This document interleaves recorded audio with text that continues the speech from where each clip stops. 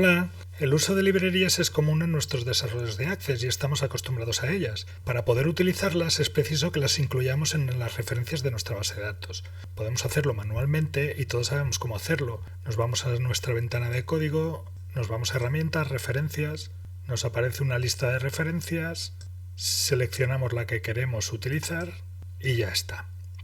Pero hay otra forma de utilizarlas sin tener que activarlas. Lo podemos hacer en tiempo de ejecución. La cargamos, la utilizamos y luego la liberamos. Son 3 operaciones que precisan de 4 funciones de la API de Windows para poder completarse. En primer lugar, cargamos la librería mediante la función loadLibrary, localizamos la dirección de la función mediante getProcAddress, la utilizamos mediante call-windowproc y la liberamos con la función freeLibrary. Hemos preparado un ejemplo en el que vamos a utilizar la librería shimgvw y la función contenida en ella ImageViewFullScreen, todo en tiempo de ejecución. Lo que nos permitirá es mostrar una imagen en el visor de imágenes de Windows, como vemos aquí.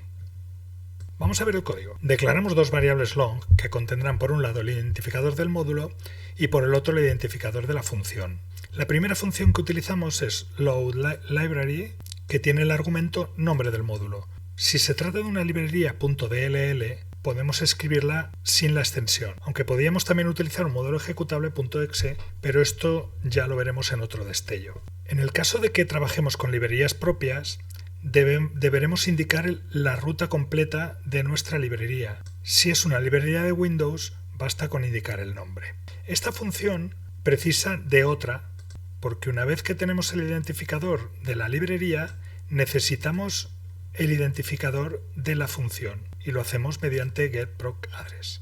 Una vez que ya hemos obtenido la dirección de la función, la podemos ejecutar mediante call-windowproc y los parámetros que precisa son, por un lado, nuestra función, la dirección de nuestra función y luego un mensaje con varios mensajes adicionales en el que le vamos a pasar lo que queremos que haga la función a la que hemos llamado. En este caso, aquí le pasamos la ruta completa de la imagen que queremos visualizar. Hay un pequeño detalle aquí, y es que le pasamos a la dirección la función strptr. Si deseas saber por qué lo hacemos, te remitimos al destello 97 en el que hablábamos de esta función. Finalmente, cuando ya hemos utilizado la librería, la liberamos. De esta forma la hemos usado sin tener que tenerla cargada en memoria. ¿Crees que puede ser interesante para ti?